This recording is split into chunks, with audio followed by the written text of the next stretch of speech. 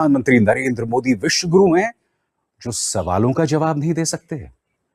आप जानते हैं दोस्तों, विदेश मंत्रालय के एक अधिकारी से प्रधानमंत्री की ऑस्ट्रेलिया और न्यूजीलैंड की यात्रा में सवाल पूछा गया कि प्रधानमंत्री नरेंद्र मोदी सवाल क्यों नहीं पूछते। और क्या आप जानते हैं, विदेश मंत्रालय के अधिकारी ने निहायत ही वाहियात या सरल शब्दों में कहा जाए टुच्चा बयान दिया।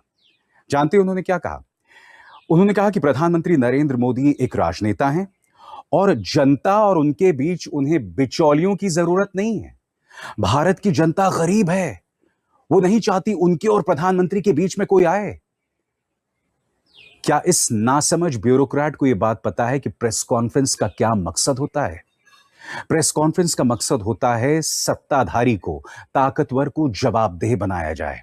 जब आप सवाल पूछते हैं तो ताकतवर जवाबदेह बनता है। अगर प्रधानमंत्री प्रेस कॉन्फ्रेंस कर रहे होते तो उनसे सवाल पूछा जाता कि एक के बाद एक पेपर लीक हो रहा है, मगर अब भी आपके शिक्षा मंत्री क्यों बने हुए हैं?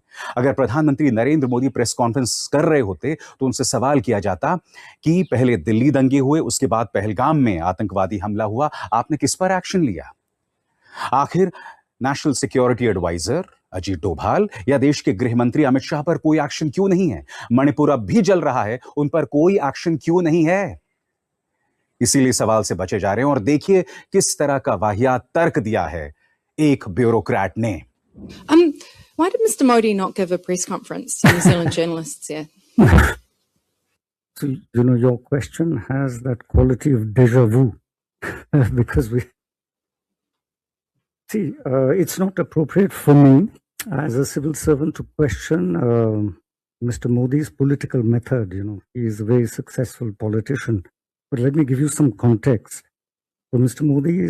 Prime Minister Modi is a quintessential Indian politician. By and large, Indian politicians favor direct, contact with their electorate.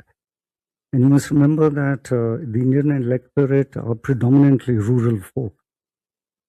They want direct contact. They don't like being spoken down to. They don't like being spoken to through intermediaries. And Mr. Modi has perfected the art of direct contact with his electorate, and he seems to be doing a rather good job of it since, he's been elected now. He's in his third term. He's one of the longest serving prime ministers in our country.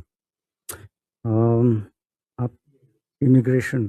So, ये थे ambassador रुदेंद्र Tandon. आप समझे इस देश में bureaucracy की इतनी खराब हालत क्यों है?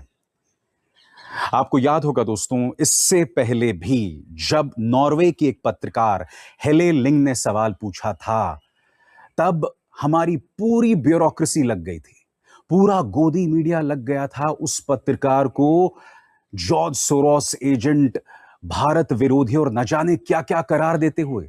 जब राहुल गांधी ने हेले लिंग के सवाल को अपने एक्स हैंडल पर पेश किया था, तब राहुल गांधी को देशद्रोही बताया गया था, देश का अपमान करने वाला बताया गया था।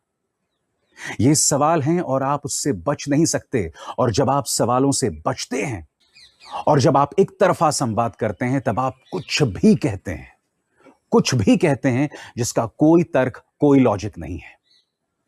और मैं आपको प्रधानमंत्री जो ये जकार्ता, ऑस्ट्रेलिया, न्यूजीलैंड की यात्रा में हैं, इसी की यात्रा के दौरान उन्होंने क्या क्या कहा है वही आपको बताना चाहता हूं। सबसे पहले सुनिए, वो एक मंच पर पहुंचते हैं और बताते हैं कि किस तरह से जकार्ता के लोगों को कुछ होता है गाना पसंद है।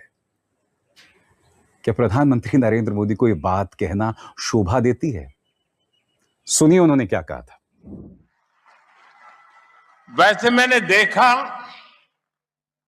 कि हां, भारत का गाना कुछ कुछ होता है, बहुत ही लोकप्रिय है। आज मैंने